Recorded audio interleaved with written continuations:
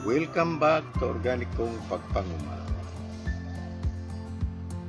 This time we will show you how to calculate fertilizer application rate using single fertilizers. If you are new to Organikong Pagpanguma, please do not forget to like, comment, share, subscribe, and follow us in our FB page and in our YouTube channel. Let us now learn how to calculate the quantity of fertilizer to apply in your farm using single fertilizers. There is a formula you will use to calculate the quantity of fertilizer required for a particular land size. And that is quantity of fertilizer equals recommended rate of that fertilizer times 100 divided by the concentration of that fertilizer.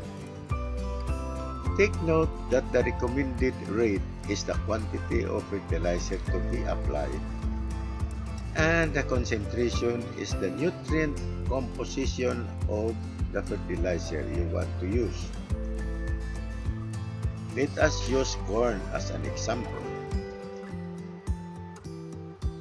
You want to apply fertilizer on a corn plot of a land area of 300 square meter at a recommended rate of 120 kilograms of nitrogen, 40 kilograms of phosphorus, and 0 of potassium.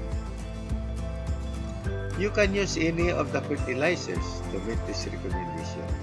In this example, let us use urea and TSP to satisfy the recommendation. You need to write out some parameters from this fertilizer recommendation. First, the land area is 300 square meter. Second, urea has 46% nitrogen. Third, triple super phosphate has 48% phosphorus. Using the fertilizer application rate formula, you can calculate the amount of urea and phosphorus needed to satisfy the fertilizer recommendation of the corn plant. For urea, that is quantity of urea equals recommended rate of urea times 100 divided by the concentration of urea. Therefore, the quantity of urea equals 120 times 100 divided by 46.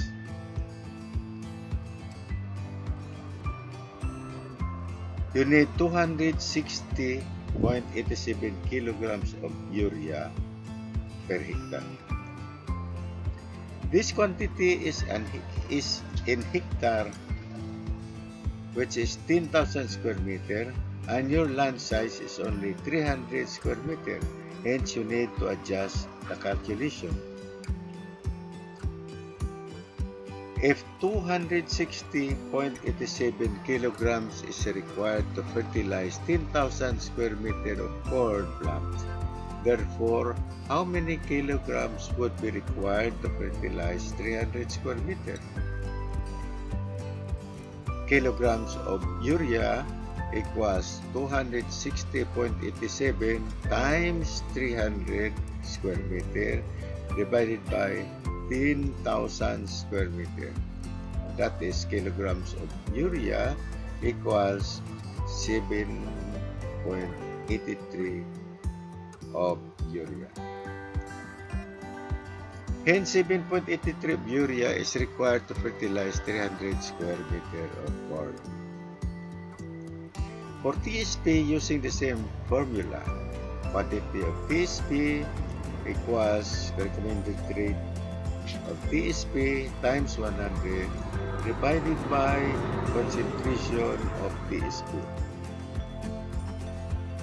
Therefore, for TSP, 40 times 100 divided by 48, and that is 83.33 kilograms TSP per hectare. Hence, for 300 square meter, you need 83.33 times 300 square meter divided by 10,000 square meter, or that is 2.50 of TSP. Hence, 2.50 kg of TSP is needed to supply phosphorus on 300 square meter on a corn farm.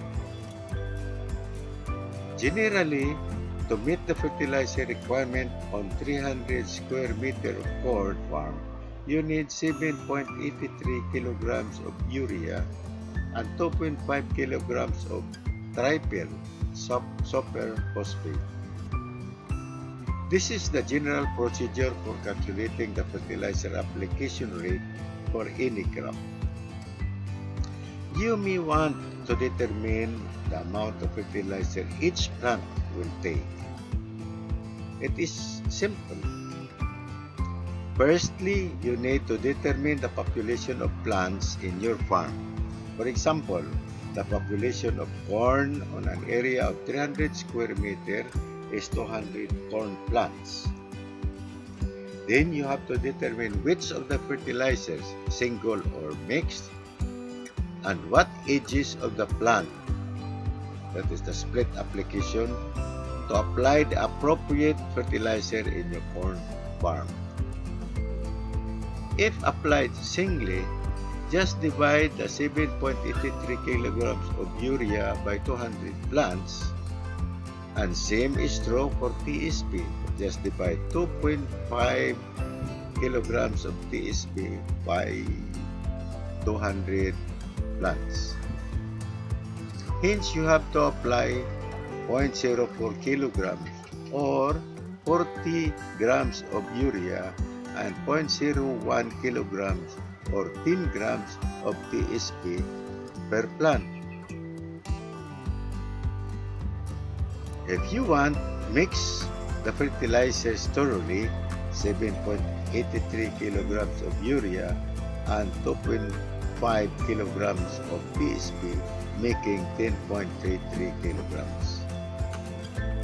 Divide the total amount of fertilizer, which is 10.33 kilograms, by the corn population, which is 200. Hence, you have 0.05 kilograms or 50 grams of fertilizer mix each plant will take. From this calculation, you can determine the quantity of fertilizer you need for a given specific plot and the amount of fertilizer required by each plant on the farm per application. From here, you have to prepare a calibrated measuring cups for either single application or mix to ensure that every plant receives the same amount of fertilizers as desired per application. Hope this presentation has helped you in your fertilizer application program using single fertilizers. Watch for the incoming presentations, which is the part 2, how to calculate the fertilizer application rate using single and compound fertilizers. Part 3, how to calculate the fertilizer application rate using liquid fertilizers. Part 4, how to calculate fertilizer application rate using organic or manure fertilizers.